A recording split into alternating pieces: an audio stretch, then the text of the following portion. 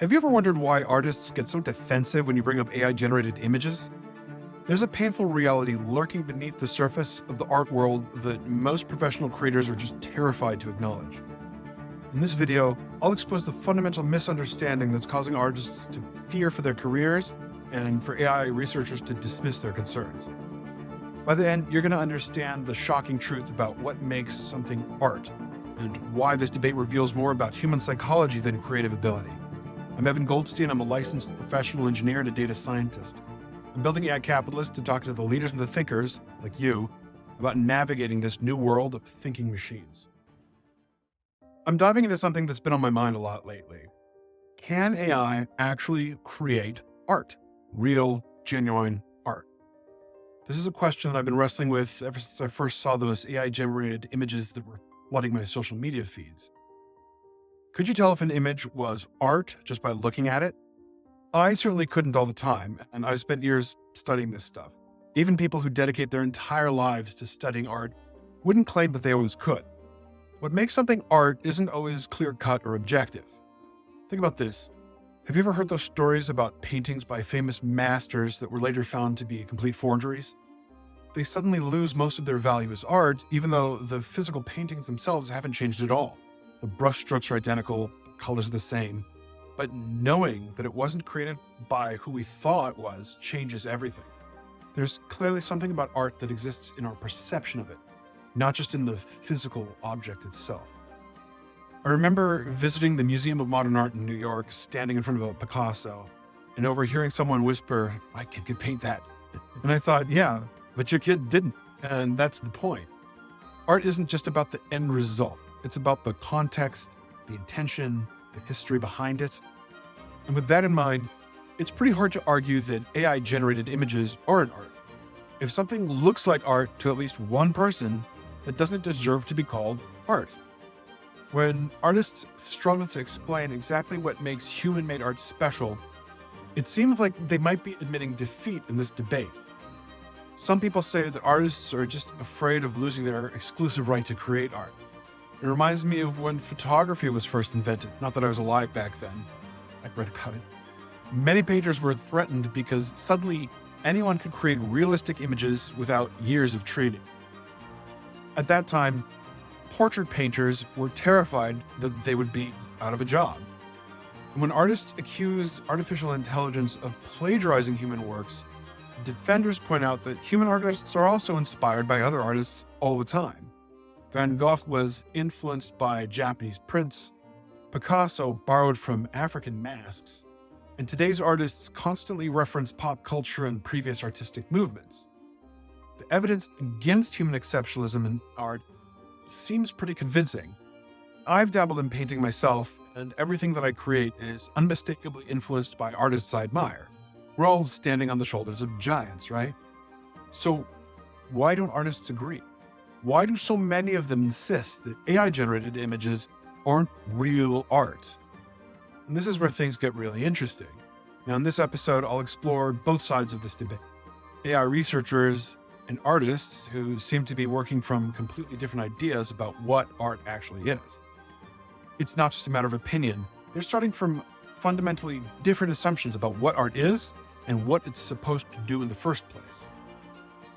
AI research, like all scientific fields, is based on objective observation and modeling.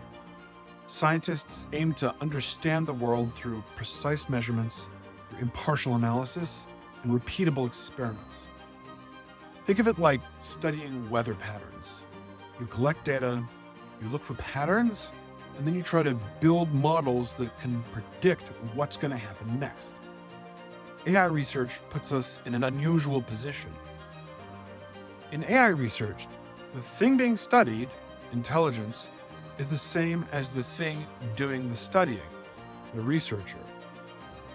I think this is also why philosophy has become so relevant all of a sudden. What used to be just circular conversations happening in universities, which is thinking about our own thoughts, is now incredibly relevant to this new technology and the science that's coming out of it.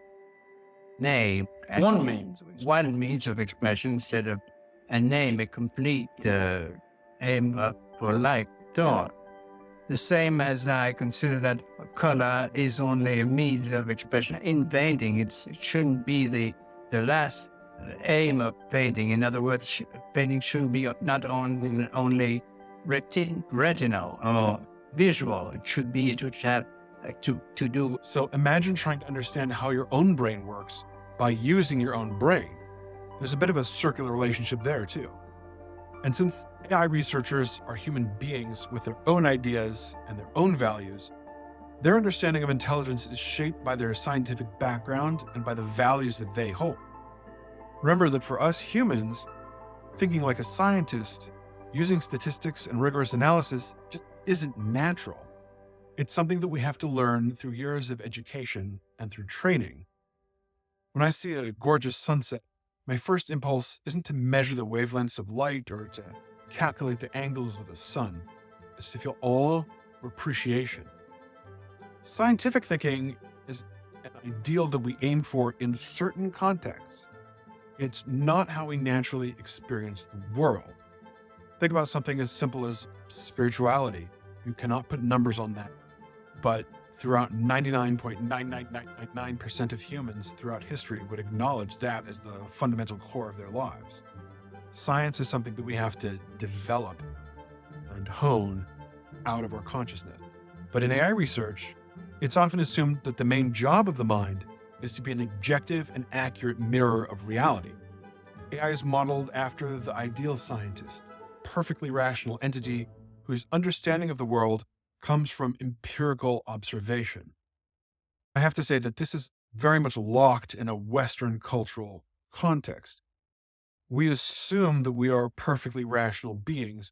We look at people who reach other conclusions and we assume that they must be not rational. But if you were to go to a rural village in Africa and talk to the people there, you're going to find that most of their beliefs are actually pretty rational based on their opening assumptions. Almost every concept in AI research is built on this foundation of rationalism. Let me give you a few examples. Classification. So the goal of classification is to accurately match labels in a test dataset. KL divergence. This is a term that refers to measuring the difference between a predicted set and the ground truth, sort of how accurate is the prediction of the model, the AI model that you built. Recreation loss. So this penalizes anything that generates that doesn't match that ground truth, what we've established as truth. Autoencoders. These are algorithms that aim to compress input data into a form that it can later be reconstructed from. Predictive coding. This tries to predict what's going to happen next according to a ground truth. Again, that initial assumption that we're starting from. We have the free energy principle, the theory that the mind is trying to minimize surprise by most effectively predicting what will happen. It's Bayesian belief networks.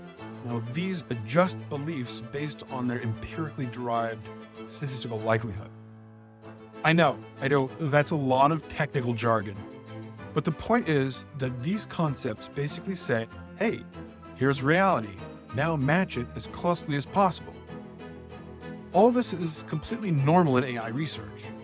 In fact, many researchers are proud that certain types of AI, like deepfakes, image restoration, and 3D modeling, can recreate the world with greater accuracy than humans ever. If you want a perfect rendering of a cat from any angle, AI can probably do it better than most human artists. This approach leads AI researchers to view art creation as an attempt to mirror human experiences. They assume that human artists are essentially aggregators of visual input who then produce modified versions as art, maybe with some personal flourishes. As an aside, if you're enjoying this episode, I'd appreciate it if you push the like button. Pressing like lets me know that I'm making content you want to see and helps spread that content to others. So thank you for helping break a capitalist out of a small channel hell. If you've ever gone into an art museum and seen a realistic landscape painting, you can see where this idea comes from. The artist saw something beautiful and tried to capture it accurately. I remember standing in front of a Monet and looking at all those water lilies and thinking, he's trying to show us exactly what he saw, but through his own unique lens. like a prophet delivering the word of God, but through his own rubric and his own experiences.